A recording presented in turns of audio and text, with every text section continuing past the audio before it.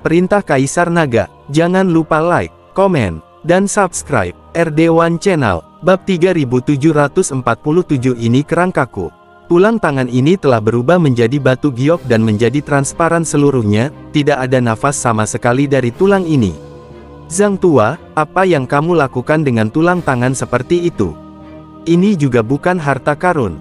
Benda ini ada di mana-mana di Gunung Tianmo, dan orang-orang meninggal setiap hari. Ketika semua orang melihat apa yang mereka keluarkan, mereka langsung tidak senang.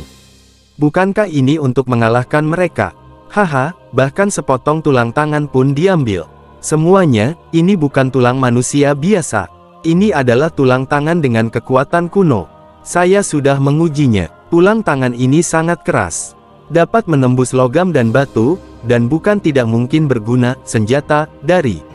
Lao Zhang memperkenalkan. Tarik mereka ke bawah, siapa yang bercanda? Bukannya kita belum pernah melihat mayat makhluk abadi dan iblis yang jatuh selama pertempuran antara dewa dan iblis. Mayat seperti ini ada di mana-mana di medan perang para dewa dan iblis. Apa gunanya tulang tebal itu? Mereka juga digunakan untuk berlatih senjata. Siapa yang cukup bodoh untuk menggunakan sepotong tulang tangan sebagai senjata? Cepat ganti dengan yang lain. Banyak biksu yang berteriak dengan keras. Lagi pula, di Gunung Iblis ini, yang pernah menjadi medan perang para dewa dan iblis, banyak makhluk abadi dan iblis telah jatuh, jadi kerangka seperti ini ada di mana-mana. Meskipun itu adalah tulang makhluk abadi dan iblis yang turun dari surga, nilainya kecil dan tidak ada gunanya sama sekali. Kamu tidak mengerti. Kamu belum pernah melihat tulang tangan ini diubah menjadi batu giok.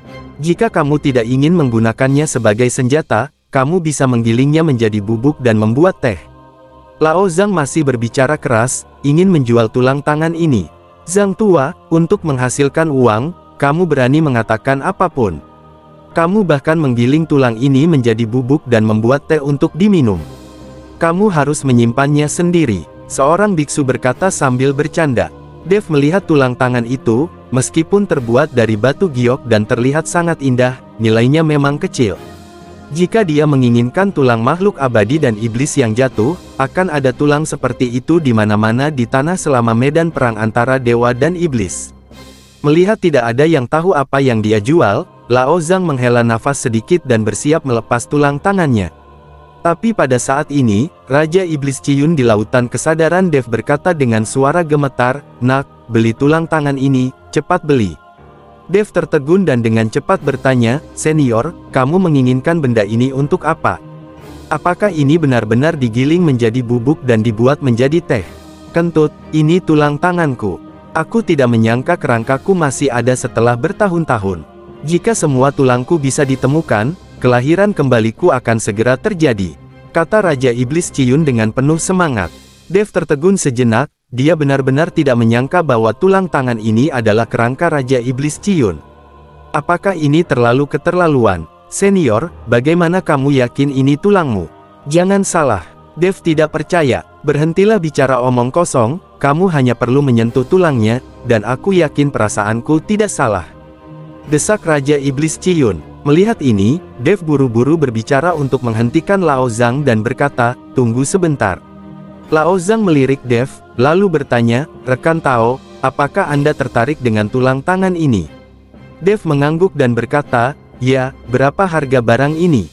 "Kamu masih tahu barangnya. Harga awal tulang tangan ini adalah 10 juta koin roh," kata Lao Zhang. "Oke, saya akan membayar 10 juta, kata Dev langsung. Setelah Dev mengajukan penawaran, tidak ada yang mengikuti harganya, dan tidak ada yang berpikir itu sepadan.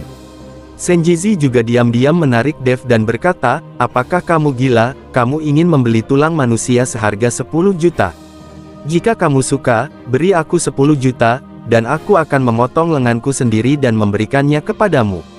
Dev hampir tertawa setelah mendengar apa yang dikatakan Senjizi. Orang ini sangat rakus akan uang sehingga dia bahkan menginginkan uang seumur hidupnya. "Oke, aku akan memberimu tulang tangan ini." Lao Zhang melihat tidak ada yang menaikkan harga, jadi dia berkata dengan keras. Bab 3748 Pembohong Besar. Dev langsung melangkah maju, membayar uang, dan mengambil tulang di tangannya. Saat tulang tangan diambil, cahaya putih memancar, dan kemudian aura kematian yang samar memenuhi udara. Ini kerangkaku. Untungnya, orang-orang ini bodoh. Bagaimana kerangkaku bisa dibandingkan dengan kerangka makhluk abadi dan iblis biasa? Raja Iblis Ciyun berteriak dengan semangat. Ketika biksu lain melihat tulang tangan di tangan Dev sedikit berubah, mata mereka melebar dan mereka jelas menyesalinya. Dev merasakan tatapan semua orang, jadi dia segera melemparkan tulang tangan itu ke dalam ring penyimpanan.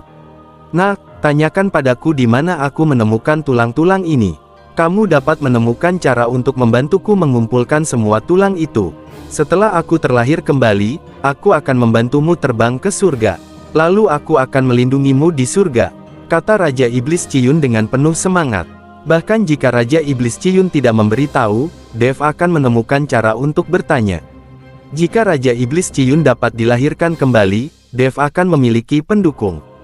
Kalau begitu, bukankah dia akan berjalan menyamping di dunia para dewa dan manusia? Dia bisa membunuh aliansi penyegel iblis atau Balrog hanya dengan satu tamparan. Oke, ayo lanjutkan ke item berikutnya untuk dilelang. Lao yang berkata dengan keras, dan kemudian meminta staf untuk mulai mengeluarkan barangnya. Senior, tunggu sebentar, bolehkah saya bertanya dari mana Anda mendapatkan tulang tangan ini? Dev bertanya pada yang tua itu. Lao yang melirik ke arah Dev, lalu menggelengkan kepalanya dan berkata, maaf, kami hanya bertanggung jawab menjual barang. Mengenai bagaimana dan dari mana barang itu berasal, kami tidak bisa mengatakannya. Dev memandang Lao Yang dan tahu apa yang dia pikirkan, jadi dia membuang 3 koin roh emas ungu. Bisakah Anda memberitahu saya? Dev bertanya dengan tenang. Melihat Dev menjual 3 juta koin roh, Lao Yang tiba-tiba berseri-seri. Tentu saja, seseorang mengambil tulang tangan ini dari lembah salju, dan kemudian kami membelinya. Setelah Lao Yang selesai berbicara, dia dengan senang hati mengumpulkan koin roh emas ungu. Lembah salju. Setelah Dev duduk, dia melihat ke arah Senjizi. Senjizi mengetahui apa yang dimaksud Dev, dan segera menggelengkan kepalanya dan berkata, meskipun lembah salju ini tidak jauh, namun sangat berbahaya. Saya tidak berani pergi ke sana. Dev tidak mengatakan apa-apa, dan 2 koin roh emas ungu dilemparkan ke tangan mesin ajaib. Senjizi tersenyum dan segera mengganti topik pembicaraan, jika kamu ingin pergi ke tempat berbahaya, aku tidak bisa membiarkanmu pergi sendirian. Siapa yang membuat kita berdua ditakdirkan? Rekan Tao, Anda telah tertipu. Lembah salju tidak jauh dari sini, dan ini bukanlah tempat yang berbahaya. Banyak biksu pergi ke sana untuk bermain. Seorang biksu tidak jauh dari Dev dan yang lainnya melihat bahwa Dev telah ditipu dan segera mengingatkannya. Mata Senjizi menjadi dingin dan dia berkata dengan tegas, diam, itu bukan urusanmu. Jangan dengarkan omong kosongnya. Jauh di dalam lembah salju masih sangat berbahaya. Senjizi takut Dev akan mengambil uangnya kembali ketika dia mendengar bahwa lembah salju tidak jauh dan belum ada bahaya. Tapi Dev tidak peduli, bagi Dev, uang adalah sesuatu di luar dirinya, apalagi uang itu diberikan oleh orang lain. Melihat Dev tidak peduli, Senjizi menghela nafas lega. Sejak dia bertemu Dev, dia telah menghasilkan banyak uang dari Dev. Untuk orang kaya seperti itu, dia pasti ada dalam daftar. Semuanya, ini adalah harta karun terakhir, dan ini juga yang terakhir. Silakan lihat. Setelah Lao Yang selesai berbicara, dia benar-benar mengeluarkan kipas lipat di tangannya. Segera setelah itu, kipas lipat terbuka, dan cahaya terus mengalir di atasnya. Apa ini? Kipas yang bercahaya, apakah itu bisa dianggap sebagai harta karun? Kipas ini terbuat dari bahan apa? Kenapa terlihat seperti terbuat dari kertas? Ada cahaya yang menyinari kipas angin, itu pasti bukan benda fana. Banyak biksu yang membicarakannya, hanya saja tidak ada yang bisa menggunakan indera spiritualnya untuk mendeteksinya, mereka hanya bisa menebak dengan matanya. Bab 3749 Paviliun Luban. Dev melihat lebih dekat dengan mata Tianmingnya dan menemukan bahwa kipas ini memang agak aneh, karena cahaya di atasnya bukan disebabkan oleh pola susunannya, tetapi cahaya dari kipas itu sendiri. Selain itu, struktur pemurnian kipas ini juga sangat aneh, dan Dev tidak dapat memahaminya. Lao yang mendengarkan diskusi semua orang dan berkata bahwa kipas anginnya tidak bagus, tetapi dia tidak marah, Malah dia tersenyum dingin dan berkata, "Semuanya, pernahkah kalian mendengar tentang legenda Paviliun Luban?" Tentu saja pernah. Kudengar Paviliun Luban ini adalah paviliun abadi dan memiliki status yang tinggi di surga. Terlebih lagi, Paviliun Luban ini pandai memurnikan senjata. Yang dimurnikan Paviliun Luban semuanya aneh. Kudengar perahu kayu seukuran telapak tangan yang dimurnikan oleh Paviliun Luban bisa berubah seketika dan menampung 10.000 orang. Ya, saya juga mendengar bahwa Paviliun Luban dapat mengubah pembusukan menjadi senjata ajaib.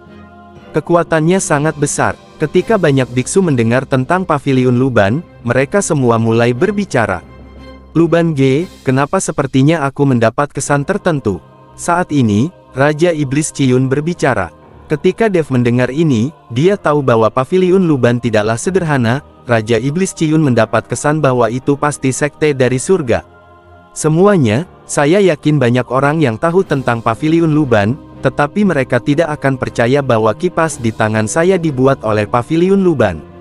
Hari ini saya akan menunjukkannya di depan umum agar Anda tahu apakah itu benar atau salah."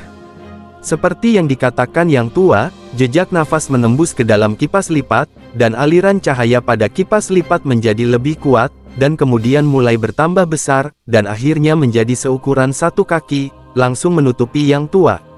Kipas lipat ini terlihat setipis sayap jangkrik, namun sangat kuat dan memiliki kemampuan pertahanan yang kuat. Ini adalah kipas lipat defensif. Bahkan jika Anda adalah master puncak di alam kesengsaraan, mustahil untuk menghancurkan kipas lipat ini. Sekarang aku akan mencobanya untuk semuanya. Setelah master mengatakan itu, dia meletakkan kipas lipat di depannya, lalu mengedarkan nafasnya, dan nafas puncak alam kesengsaraan meledak, dan kemudian meledak dengan telapak tangan. Ledakan. Dengan suara keras, seluruh ruangan berguncang, tapi kipas lipat di depannya masih utuh. Melihat pemandangan ini, semua biksu tergoda. Jika ada senjata sihir pertahanan seperti itu, bukankah mungkin memiliki kesempatan untuk bertahan hidup saat bertemu dengan master di puncak alam kesengsaraan? Dev sedikit bersemangat saat melihat ini. Meskipun Dev sekarang memiliki tubuh emas yang tidak bisa dihancurkan, kekuatan tubuh emas yang tidak bisa dihancurkan ini hanya dapat meningkat dengan kekuatan Dev. Dev juga memiliki jam bertanda naga. Dengan kekuatan jam bertanda naga, ia dapat menahan pukulan dari puncak alam kesengsaraan. Namun jika ingin mengunci diri di dalam lonceng pola naga, bukankah sama dengan menangkap penyu di dalam guci? Jika benar-benar dalam bahaya, tidak akan ada kesempatan untuk melarikan diri. Tapi kipas lipat ini berbeda. Bisa digunakan dengan santai. Jika ada senjata sihir pertahanan seperti itu, Dev tidak perlu takut pada orang terkuat di puncak alam kesengsaraan.